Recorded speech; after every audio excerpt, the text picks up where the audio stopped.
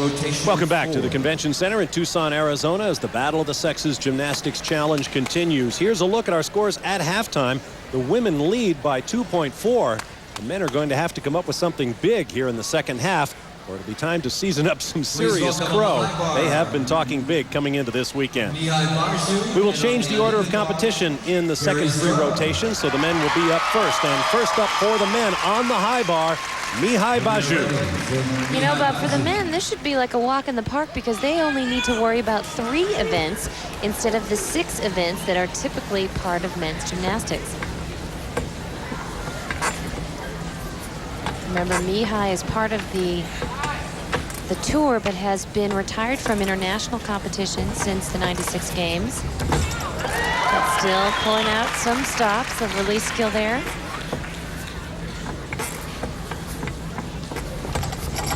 And a beautiful Kovacs, excellent.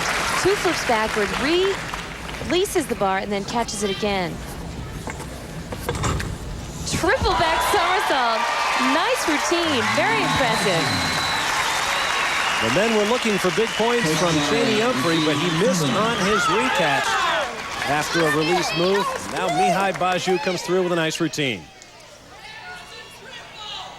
This is a release skill called a Kovacs. Look at that. He does 2 flips backwards over that high bar, so you don't want to be making a mistake, and then he recatches. Now, once again, here's the hometown girl, Kerri Strug. We'll see how she answers Bagiu. We're ready for Tucson's Kerri Strug.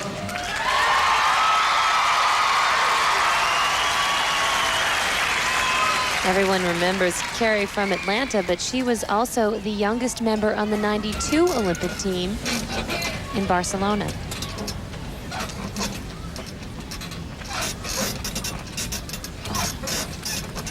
Nice pirouetting skills and nice release move.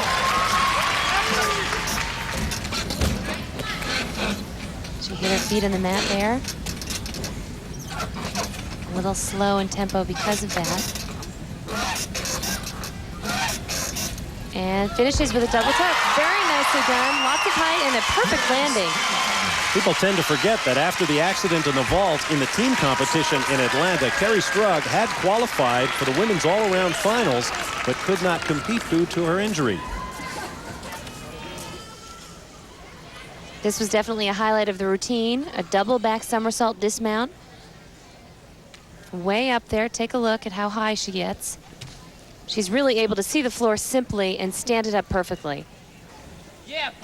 Now these scores should be interesting. Remember, the women lead by 2.4. We'll see if the men can make up any ground. A 10 and 4 9-9s for a total of 49.6 for Mihai Bagiu. Good score.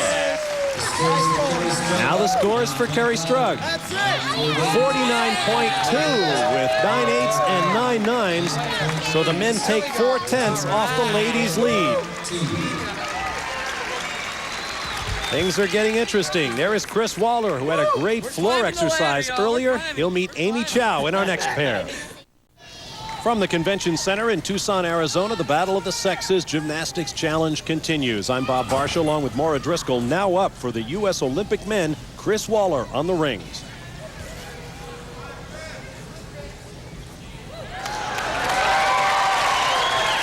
Chris Waller won a bronze medal on the rings in 1990 at the Goodwill Games.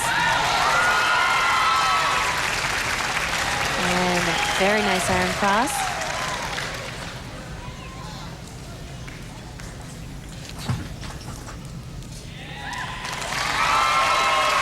Another strength skill.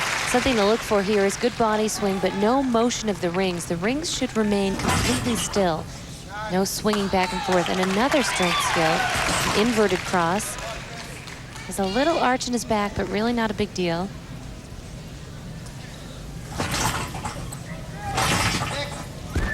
A nice routine for Chris.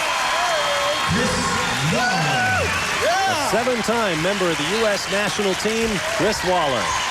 And his partner for this round on green is Amy Chow. We've seen this dismount a few times, a double layout. 2 backward somersaults, straight body position. Now that's tough because you can't pull your legs over to help you rotate, so you really have to be explosive. And we are ready for After a Amy little Chow. drop-off in enthusiasm following a couple of missed moves by both the men and the women, spirits are back up here in Tucson. This is Amy Chow on the beam.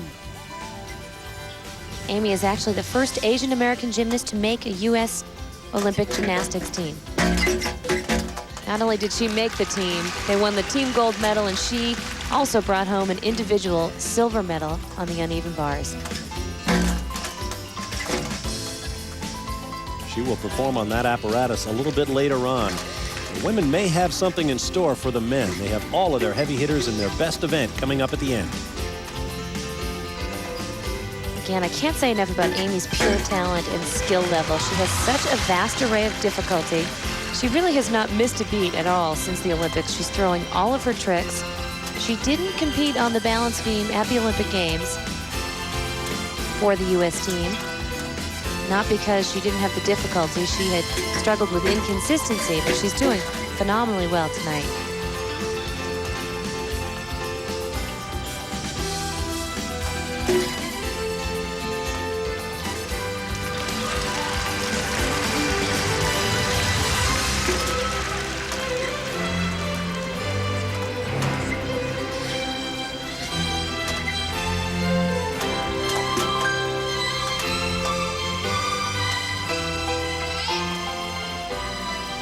She is working nearly flawlessly. Let's see if she finishes big. A double full to a perfect landing. That was an amazing routine. For Coach Mark Young, he was also impressed with her skill level. He says she can swing bars in her sleep, and we'll see that a little later. This is a gainer, layout, step out, beautiful form, nice execution and technique, right on the money. The marks for Chris Now Waller. here are the all-important scores. First, Chris Waller's marks, 49.5, 9.9s all the way across. Great scores. Let's see what the judges thought of Amy Chow's routine. Scores for Amy Chow, 9.9. Whoa, 3 10s and 2 9.9s, 49.8, and just like that, the women take back 4/10 of a point. Wow. Our next pair will be Kip Simons and America's Best Female, Shannon Miller. Stay with us for more from Tucson.